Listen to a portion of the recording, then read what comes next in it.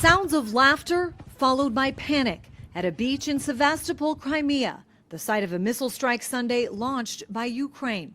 Russian authorities say more than 150 people were injured and at least 4 killed, including 2 children, and are blaming the United States. Washington is directly involved, not only by supplying the missiles, but also fully controlling their flight missions. The strike targeting civilians in Sevastopol will not go unanswered.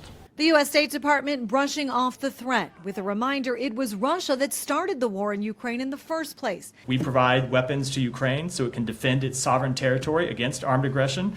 That includes in Crimea, which of course is part of Ukraine. And Russia could stop this war today. Instead, there are new fears of escalation. With new reports, Russia's considering violating a treaty it signed and planning to launch a nuclear anti-satellite weapon into orbit.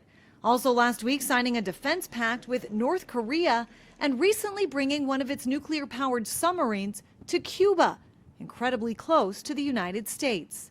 For its part, the U.S. is expected to announce another $150 million in munitions for Ukraine.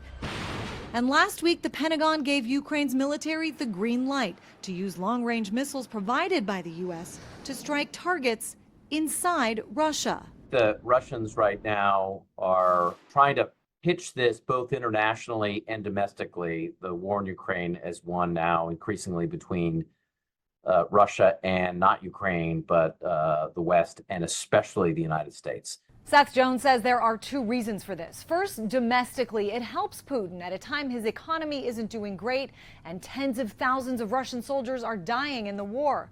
But also internationally to continue to bring in military aid from countries like China and Iran, who see the U.S. as an adversary. In Washington, I'm Christine Frizzau.